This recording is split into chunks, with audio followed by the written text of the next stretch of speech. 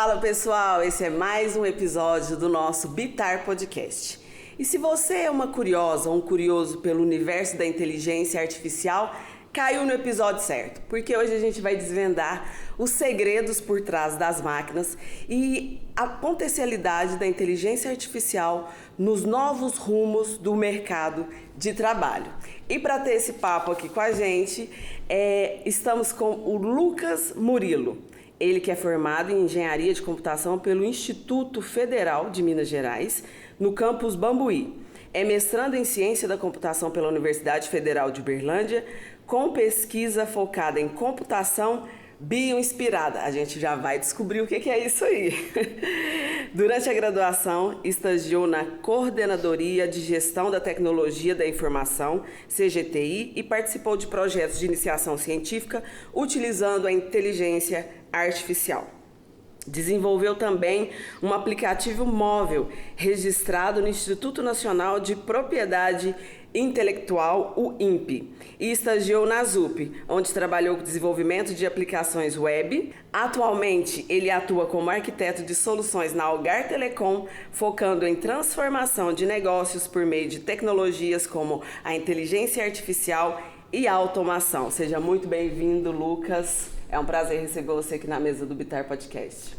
Olá pessoal, bom dia, é um prazer estar aqui com vocês e poder contribuir um pouquinho com a formação, discutir sobre temas que estão em alta da tecnologia e espero poder somar com todos vocês. Com certeza vai somar. E nós estamos também com o Vitor Ávila. Ele atualmente está no último período de Engenharia Mecatrônica na Universidade Federal de Uberlândia.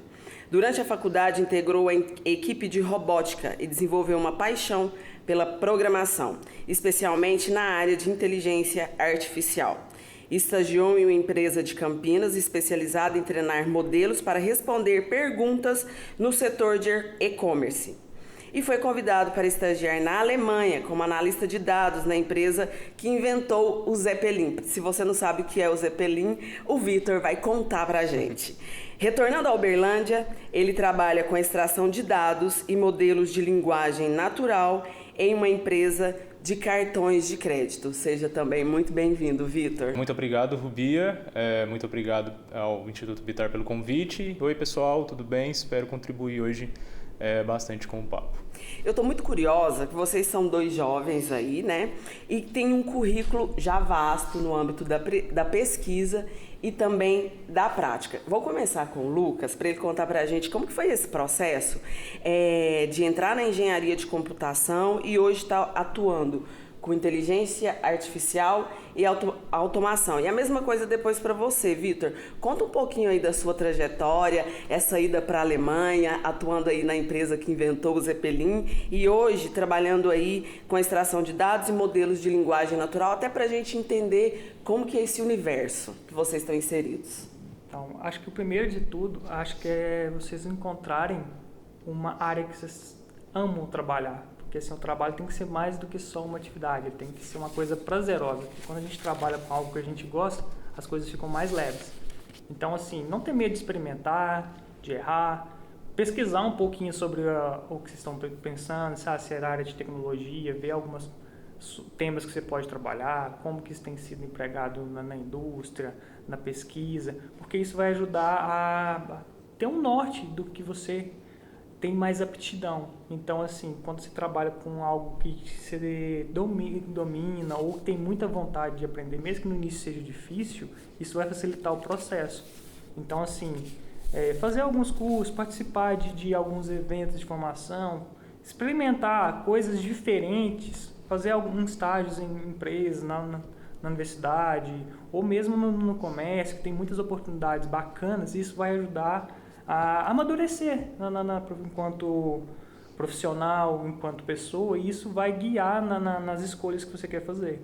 Então, para mim, isso aconteceu meio que dessa forma. Então, participei de alguns eventos de formação na escola. Então, assim, algumas palestras, interagir com palestrantes, organizar um evento, fazer um estágio, por exemplo, na área de tecnologia, que foi o meu caso. Eu conheci muitas pessoas, tive contato com muitas áreas diferentes, então isso complementa a formação que a gente tem, por exemplo, dentro das salas de aulas, seja fazendo um curso online. Então, a experiência, a prática, é o que vai fazer você identificar os caminhos que mais funcionam para você.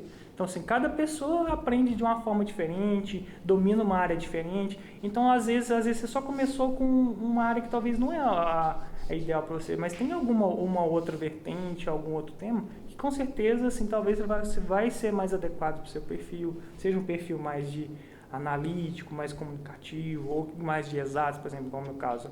Gosto muito de dados, de coisas, então por isso que eu fui para a parte de engenharia. Então, como as informações, você consegue trazer alguns insights bacanas e usar aquilo na prática. Então, agora já tem pessoas, por exemplo, que têm mais uma habilidade mais comunicativa. Por exemplo, a inteligência artificial é uma área multidisciplinar. Então, ela usa coisas de linguística, igual o próprio Vitor. Ela usa coisas de bioinspiradas, que é meu caso, que eu vou falar um pouquinho depois. Ela pode usar N áreas para poder resolver um problema. Então, a tecnologia é bacana por isso, você consegue ajudar o mundo a trazer novas soluções de várias maneiras. Mas cada profissão, cada área tem sua parcela de contribuição. Só basta encontrar qualquer área que você mais se tem afinidade, que tem possibilidades aí nesse universo da tecnologia, da inteligência artificial e da automação. Isso, e não ter medo de experimentar, errar, porque o erro é o que faz a gente ir mais longe. Então, aprender com seus erros e com os erros das pessoas que estão próximas também, porque isso acelera muito o processo. Tacando agora a bola aqui pro Vitor, conta pra gente como que foi esse seu processo dentro da universidade, de pesquisa, sendo convidado a também desenvolver projetos na Alemanha, e conta pra gente o que é o Zeppelin, a empresa onde você estagiou. Então, na Universidade Federal de Uberlândia, além das aulas do conteúdo normal do curso, existem várias oportunidades de projetos de extensão. E eu acho que é primordial a gente buscar esses projetos para a gente ter um diferencial. Quando a gente entra na universidade, a gente fica muito focado só nessas aulas, só nesse conteúdo teórico, mas é fundamental conhecer esses projetos de extensão. Lá na Universidade Federal de Uberlândia, eu conheci uma equipe de robótica, uma equipe de desenvolvimento de robótica móvel, que são robôs humanoides, robôs em formato de humano, bem pequenos. E aí, lá que eu me identifiquei e tal, e fui buscar o meu diferencial. Foi lá que eu tive o maior contato com a programação. Foi minha primeira vez programando em Python e tendo contato com esse mundo da inteligência artificial.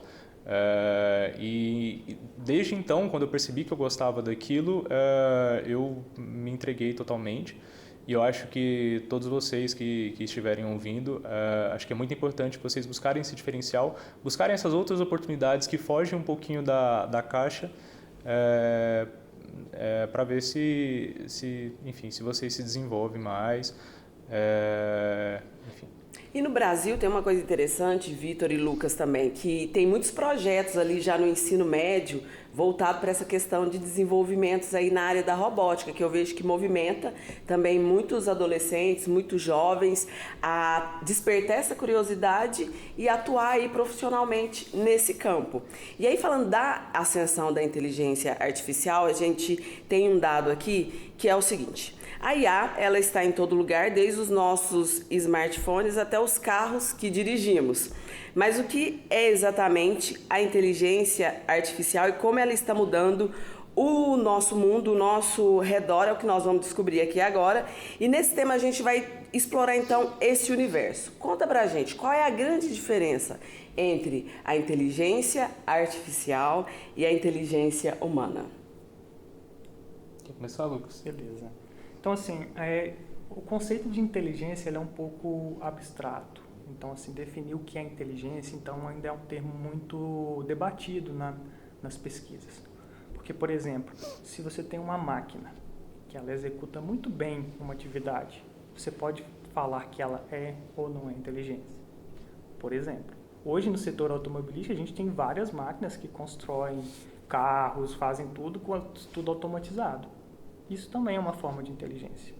Por outro lado, a gente tem, por exemplo, as redes neurais, que já é uma técnica que generaliza mais informações. Então, ela consegue fazer uma ampla gama de coisas, desde, por exemplo, traduzir um texto, te ajudar a fazer uma pergunta, fazer uma correção, ou mesmo assim, eu estou com dúvida nessa matéria aqui, como é que eu faço isso?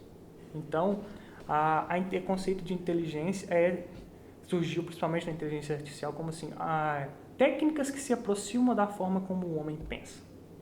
Então isso vai desde automatizar tarefas simples, deixando uma máquina extremamente focada na realização de uma tarefa. Muitas vezes ela se torna até melhor do que humanos, mais eficiente, ela diminui custo, ela diminui tempo de operação, ela torna muito mais precisa.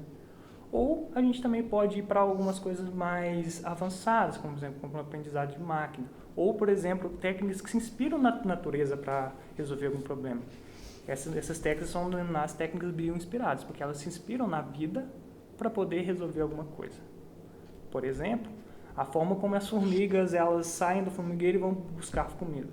Isso é uma técnica da inteligência artificial que é a otimização por colônia de formigas, Antisystem, que é o nome lá caso vocês queiram pesquisar um pouquinho. Que a formiga ela vai deixando uma substância química que a gente chama de feromônio e as outras formigas vão detectando.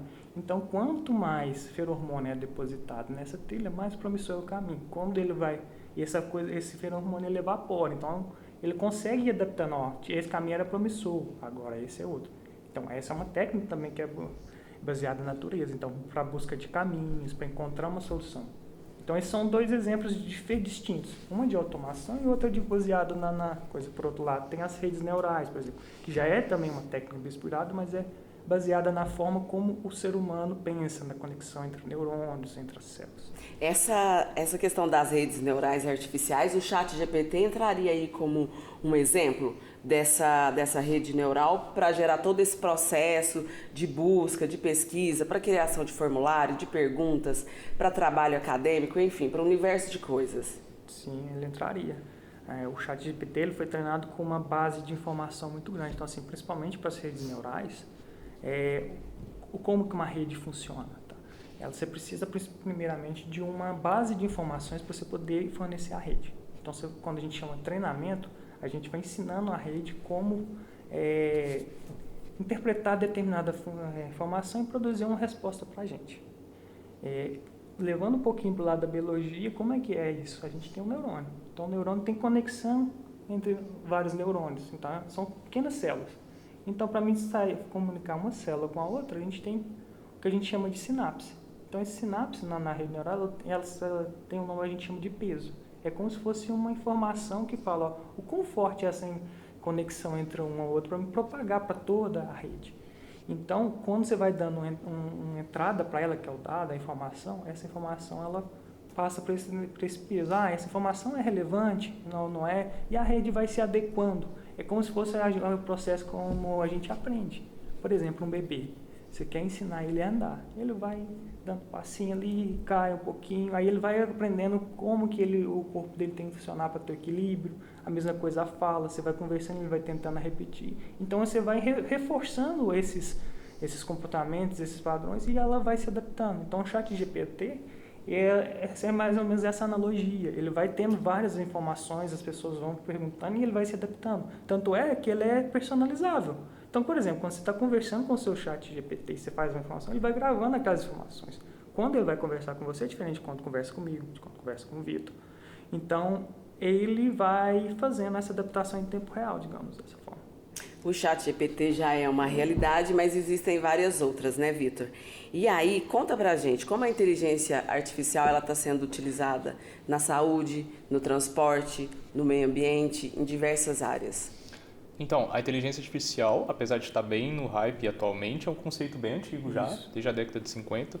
Então, desde os videogames mais antigos, né, quando a gente tem, por exemplo, o jogo do Pac-Man, que os inimigos se comportam de um jeito, a depender se você está com o poder lá ou se você não está. Desde aquela época já é inteligência artificial, apenas muda a forma desses algoritmos que estão por trás, né? Então, antigamente... Então, assim, pegando carona nessa fala, Vitor, você falou um pouco aí sobre o Pac-Man, né? Então, o meu trabalho final de conclusão de curso foi usando o Pac-Man. Assim, eu sempre gostei também de jogos, né? Então, como todo jovem dessa geração, isso brilhava muito nos meus olhos, e foi assim, uma das coisas também que me levou a trabalhar com tecnologia. E uma das técnicas de inteligência artificial que é a busca de caminhos. Então, a gente tem árvores de decisão, algoritmos como a estrela, Minimax, e muitos outros que são adaptados para cada tipo de jogo. Então, jogo de turno, você tem um algoritmo diferente. Algoritmo, não sei se vocês também já estão familiarizados com a palavra. O algoritmo é como se fosse uma receita de bolo. Você pega, quebra tantos ovos, coloca, mistura, assa tanto tempo. Então, é o conjunto de instruções que vão produzir um resultado final dependendo da entrada que você dá. A entrada é a informação, no caso, que pode ser os ingredientes. O processo de preparação de bolo é as instruções, é o algoritmo. E o final, o resultado é o bolo. Eu não sou muito bom para fazer bolo, não, mas às vezes eu me arrisco. Aí por isso que a minha esposa, Elisiane, vou mandar um abraço para ela, sempre faz aquele bolo sensacional, né? Então, ela é melhor nesse algoritmo do que eu. Então, por exemplo, esses algoritmos de busca pode ser muito utilizado, por exemplo, na logística. Busca de caminhos. Qual que é o caminho mais curto para mim poder sair do meu centro de distribuição e entregar minha mercadoria para o fornecedor? Ou então, por exemplo, a própria colônia de formigas que eu falei é uma técnica de otimização também de caminhos que pode ser usada para esse meio. Tanto é que o Japão, pessoal, eles são muito fora da curva, esse pessoal, a gente tem que aprender muito com eles, assim. Eles melhoraram o sistema de metrô deles todo utilizando fungo. Porque o fungo, ele vai propagando nas áreas onde tem substrato, que é os nutrientes para ele, e ele foi encontrando qual que é o melhor caminho, porque eles colocaram as informações assim, o substrato para eles, na formato da linha de distribuição de metrô deles. Então ele otimizou todo o sistema de locomoção japonês em 20 minutos, coisas que eles estavam tentando há mais de décadas para poder otimizar. Então, coisas bioinspiradas, por isso que eu gosto muito da área de biologia. Então, essas técnicas inspiradas na natureza são muito bacanas. Então, sem falar assim, técnicas de otimização, elas ajudam bastante. Aí, Vitor, eu gosto que também, às vezes, trabalham muito com robô. Robô também pode usar isso, coisa da saúde. Hoje em dia, até nos carros de aplicativo, né, quando você pede um Uber, existe aí um algoritmo por trás para poder calcular quanto que vai ser o valor daquela corrida. Existem também os sistemas de recomendação, que é um tipo de modelo também que está presente aí praticamente todo aplicativo que você consome conteúdo, então no YouTube, na Netflix, que ele se baseia nos vídeos que você já viu para poder te dar sugestões de vídeos novos que você pode gostar. Então realmente está em todas as partes. Eu tô super curiosa, acredito que vocês também aí, com as várias possibilidades da inteligência artificial nos diferentes campos. Mas essa da inteligência artificial bioinspirada, é isso, Lucas? Isso. Me chamou muito a atenção. Eu já tinha lido algo a respeito dessa questão dos fungos. E aí agora você trouxe a questão também das formigas, do feromônio. Existem outros exemplos aí onde a natureza, os micro-organismos já entenderam como funciona a coisa que você pode trazer para a gente? Tem várias técnicas bastante muito interessantes, assim. Um exemplo, assim, para quem adora pássaros. Tinha se eu não me engano, acho que o termo é ornitólogo, alguma coisa assim, a pessoa que estuda pássaros. Se eu tiver errado o termo, depois eu mando para vocês. Tinha um entusiasta de observação de pássaros e ele também trabalhava com computação. E um certo dia ele percebeu que as aves elas sempre viajavam no formato de triangular. Então sempre tinha uma ave que era a líder, que tomava a dianteira, e as outras iam se adequando e frequentemente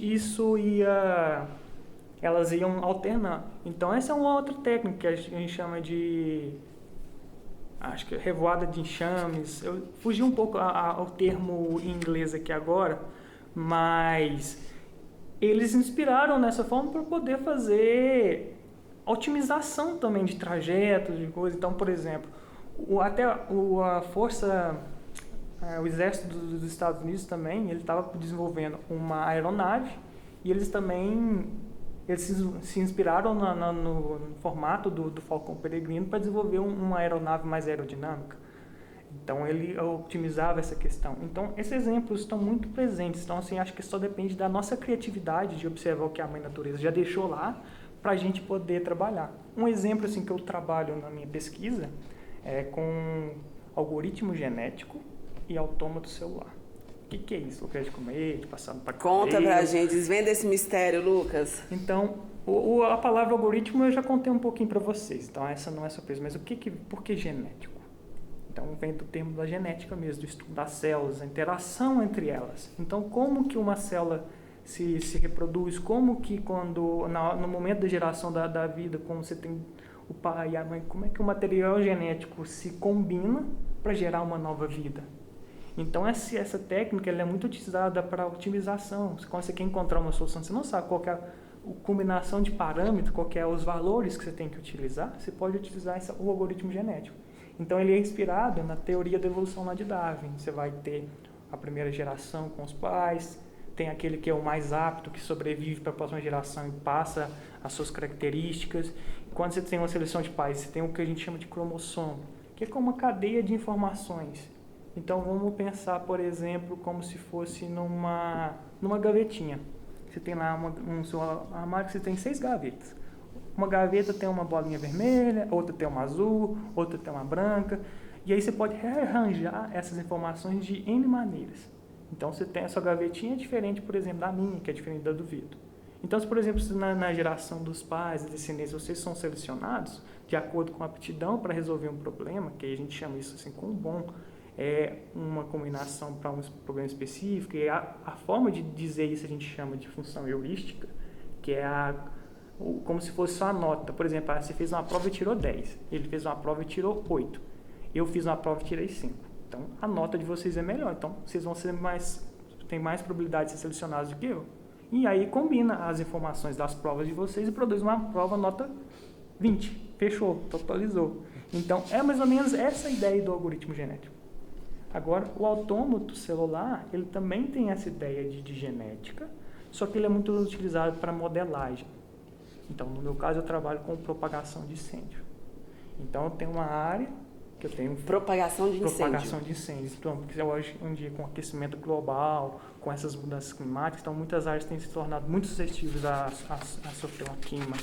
E, às vezes, quando acontece um incêndio, os danos lá natural, até mesmo de patrimônio, eles são irreversíveis. Então, você tem que ter uma política pública que ajuda a combater isso. É onde entra as técnicas de modelagem. Então, quando começa um fogo, você já consegue tentar, baseado nas características do clima, da vegetação, do terreno, onde você está, se tem muito material combustível, ou seja, muita matéria seca ou não, prever como é que o fogo vai comportar e, por exemplo, ligar para o bombeiro, eu preciso que você combata o fogo, que ele vai propagar nessa direção, então você mitiga essas coisas. Então, o autômato celular ele tem essa questão de várias células interligadas também, e conforme uma célula percebe a vizinha, isso muda o comportamento, o estado dela. Então, por exemplo, você tem uma célula que está aqui, ela está pegando fogo, qual que é a probabilidade dessa aqui também sofrer queima, o fogo sair daqui para cá? Então, isso é uma outra técnica bem inspirada, que é baseada na interação entre as células, na vizinhança entre as células, se você tem nutrientes nas células, se não tem. Então, técnicas que se baseiam na natureza, na vida, elas são muito, muito promissoras. Tanto é que por isso que as redes neurais foram esse boom. Porque, igual o Vitor comentou, a inteligência artificial ela já é antiga. Então, desde a década de 50, 70, a gente tem técnicas. Só que naquela época a gente não tinha poder computacional suficiente, a gente não tinha hardware suficiente. Hoje isso é muito fácil. Posso complementar isso? Claro. Então, o que o pessoal fala, os pesquisadores costumam falar, é que hoje a gente está tendo um boom muito grande por causa dos 3 pilares do aprendizado profundo, que é um tipo aí de aprendizado das redes neurais. Hoje a gente tem os algoritmos, a gente tem os dados e a gente tem um poder computacional disponível. Com essas 3 coisas que a gente tem hoje, a gente consegue finalmente treinar cada vez mais modelos mais poderosos, né? Então, por que a gente tem muitos dados, né? Hoje a internet está no seu nível mais maduro, a gente tem Instagram, a gente tem Twitter, a gente tem blogs. Tudo gera informação. Tudo gera informação e a gente está gerando essa informação o tempo todo, o dia todo, sem nos dar conta. Os algoritmos, né, foram desenvolvidos desde a década de 50 e na década passada também houveram diversos avanços, por exemplo, os modelos transformadores, modelos transformers que vocês podem pesquisar, que foi o avanço que possibilitou aí vir o ChatGPT e os modelos GPT, que são os modelos que estão em alta hoje, né? E o hardware, né, que é o poder computacional, que é que a gente está conseguindo desenvolver cada vez mais chips mais poderosos, né? As redes neurais, hoje, elas rodam principalmente em GPUs, que são aquelas placas de vídeo, que o pessoal que está acostumado com jogos está bem acostumado aí a comprar a sua própria placa de vídeo. E essas GPUs vêm sendo desenvolvidas cada vez mais, estão aumentando o seu poder computacional a cada ano que passa, aumentando a sua capacidade de memória a cada ano que passa. e tudo isso junto está colaborando para a gente ter esse avanço e poder falar tanto de inteligência artificial recentemente. Bom, e aí a gente falou sobre GPU, né, que são os chips, né, as placas de vídeo que o pessoal usa muito para jogar, e aí descobriram que essas placas de vídeo também servem para minerar criptomoedas, né, é outro assunto, mas também servem. E também, especificamente, as placas de vídeo da marca NVIDIA, elas são poderosíssimas para treinar essas redes neurais. Diferentemente da outra fabricante, né, que chama AMD, a NVIDIA tem um compilador, né, que é tipo assim, eles entendem, as placas de vídeo da NVIDIA entendem código relacionado ao treinamento de redes neurais, e aí por isso que as ações dessa empresa valorizaram tanto, porque hoje a NVIDIA é a única empresa fornecedora desse chip que consegue treinar as redes neurais e está super em alta e tal. É isso que tem acontecido. O hardware específico ajuda bastante, né? Isso. E aí, nesse universo da inteligência artificial, da automação, vem sempre uma preocupação com a ética. Como que a gente pode desenvolver os nossos projetos, vocês que são aí 2 desenvolvedores, mas mantendo a questão ética sempre ali na balança? Posso falar? Pode. Então, quando você treina, né, principalmente esses grandes modelos, tipo o GPT, o ChatGPT, a gente está consumindo dados da internet, como a gente já conversou. Na internet existem todos os tipos de dados, desde dados eticamente mais aceitos, como dados de discursos de ódio, discursos contra a minoria, enfim, e coisas ruins também, assuntos negativos também.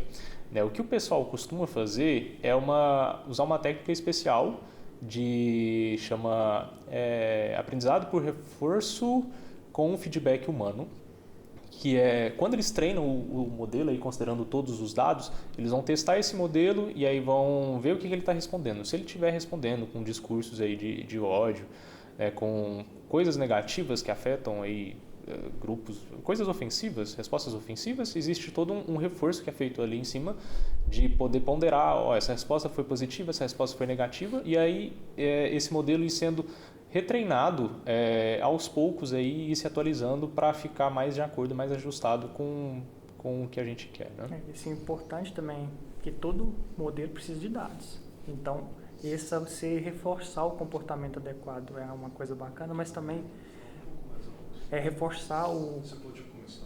Eu começo a sua resposta. Tá. Eu estava comentando assim, o reforço, o feedback é bastante bacana com a interação humana para treinar o modelo, mas o modelo também precisa de dados. Então, você também tratar os dados de forma adequada, ver se não tem essas informações que não são adequadas para o modelo ou que vão produzir um resultado que não é o que você deseja, facilita também. Além disso, por exemplo, a própria LGPD, se você está tratando informações sensíveis, você está de acordo com as normas, está de acordo com isso. Qualquer programa que você for desenvolver, você também seguir umas regras éticas. Então, isso ainda vai evoluir muito no Brasil, né? Porque a tecnologia é novo no mundo também. Então, ter regulamentações de como usar, como fazer, porque vai ser uma coisa que vai ser muito acessível. Todo mundo vai querer usar, mas às vezes não tem a maturidade ou não sabe exatamente o que está fazendo. Porque você começa a expor muitas informações sensíveis, sem saber para onde vai, quem trata, você também tem um problema de segurança. Então, se preocupar com segurança, com a ética, o próprio tratativo das informações, eu acho que esse é o caminho. Seguindo aí nessa conversa aí da LGPD, dessas leis... Que é a nossa lei de proteção de dados, lei de geral proteção de dados. Isso, também lei sobre direitos autorais, também tem muita polêmica em cima disso, porque como essas redes são muito grandes, elas precisam de muitos dados para serem treinadas. E aí, inevitavelmente, as grandes empresas treinaram sobre dados protegidos. Então, notícias em jornais ou em filmes, e existe uma grande polêmica em cima disso sobre até onde elas devem ir, e isso está sendo resolvido judicialmente. Até a própria IA generativa, que está em alta agora, generativa porque ela gera conteúdo, ela produz, você pede uma informação que a gente chama de prompt, eu quero que você me desenhe um dragão. Ela vai lá e vai fazer um dragão. Mas de onde que ela tirou a informação, a peça, a inspiração?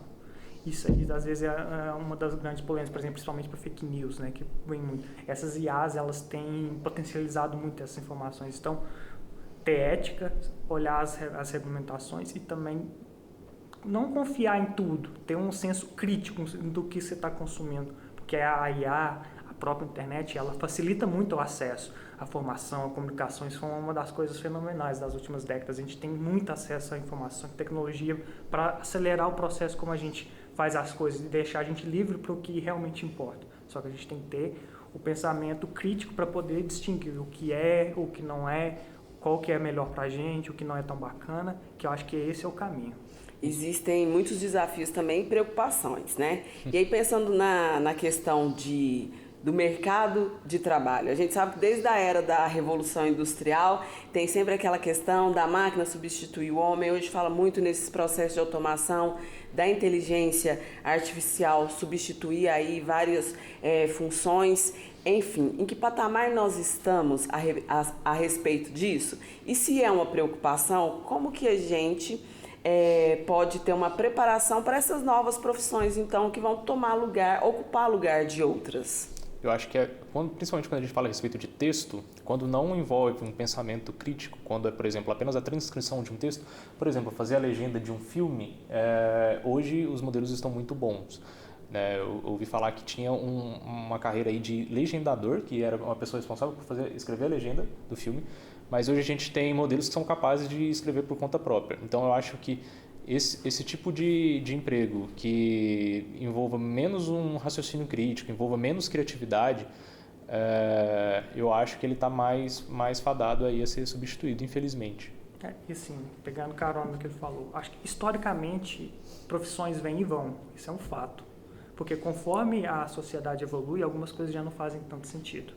Principalmente nessa questão, né? Então, se a inteligência ela vem para automatizar, te deixar livre para o processo criativo, coisas que não dependem tanto de um raciocínio lógico, alguma coisa que é muito repetitiva, isso certamente vai ser substituído. Só que isso não é de tudo ruim.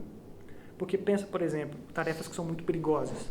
Você vai extrair alguma coisa perto de um vulcão, vai trabalhar com dinamite, que coloca a vida em risco. Então, você já não precisa mais estar lá.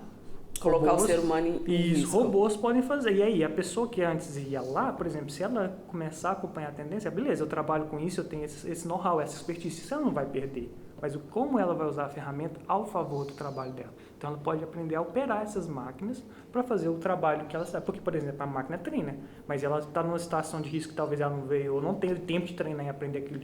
E o ser humano já fala, opa, isso aqui não vai ser legal, vai dar um problema. Ele já pode controlar ela remotamente, por exemplo, e fazer a melhor trajeto, a melhor coisa. Então, historicamente, isso sempre acontece, não é uma coisa que é nova. A inteligência artificial não está tirando o emprego de mim, mas alguns empregos vão deixar de fazer sentido, mas outros vão vir.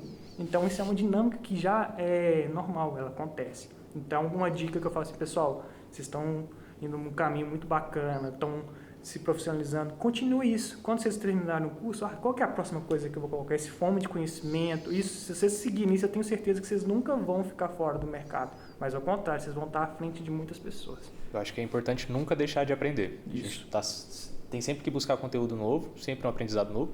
Eu acho que na internet a gente encontra de tudo, material de qualidade e gratuito. A gente tem que aprender a pesquisar.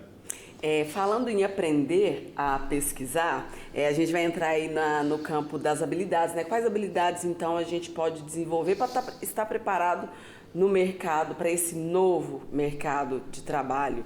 E aí, só lembrando que o Vitor não respondeu sobre a Alemanha, o Zeppelin, mas ele vai falar agora pra gente, não vai, Vitor? Vamos lá.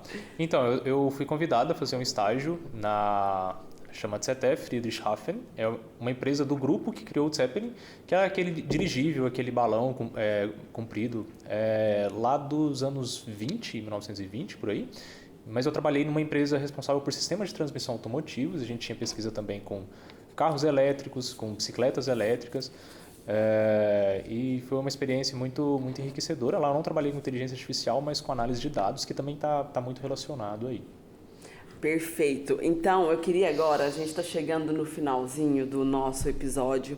Eu acho que foi um episódio super bacana para a galera que está afim de se inserir no mercado de trabalho, tem curiosidade por esse campo, as questões da biologia bioinspirada que o Lucas trouxe, eu acho que também é um outro campo vasto aí a ser pesquisado, que deixa aí uma pontinha de curiosidade para quem tem interesse. Se vocês puderem deixar um recado para os nossos jovens, dicas, lugares de pesquisas, cursos técnicos, as habilidades a serem desenvolvidas, como eu falei no momento aqui anterior, quais as habilidades necessárias a serem desenvolvidas para entrar e atuar nesse campo de trabalho seria interessante. Acho que todo mundo poderia desenvolver aí o raciocínio lógico e essa lógica de programação. Eu acho que é muito importante, eu acho que realmente está muito em voga. Mesmo que não for trabalhar como programador, mas para entender mesmo o que está ali por trás, como que as máquinas pensam, eu acho que é muito importante. E, se possível, um segundo idioma também, né, para poder se diferenciar, eu acho que hoje em dia é fundamental. Eu acho que principalmente o inglês, né? Porque hoje o inglês é a língua da pesquisa, é a língua universal, digamos, para qualquer coisa. A maioria das informações você vai encontrar muita coisa em inglês, né? Então acho que acho que hoje não é um diferencial, pessoal. Eu acho que é obrigatório, digamos assim, porque se vocês tiverem isso, vocês vão ver o quanto vocês vão conseguir alavancar a carreira de vocês. E é tão prazeroso quando você começa a entender, começa a perceber as coisas, consegue ter acesso a algumas informações que antes você não tinha, ou que às vezes não, até chegar na nossa língua demora um tempo, e às vezes a tecnologia é muito rápida. Então isso vai ser um atalho para facilitar muito, assim vocês alcançarem os objetivos. Agradeço pela presença, Lucas, Vitor. Para você que está aí do outro lado, nos acompanhe nas principais redes, divulguem esse episódio e todos os outros, e até a próxima. Até a próxima, Tchau, pessoal. obrigado. Bons estudos.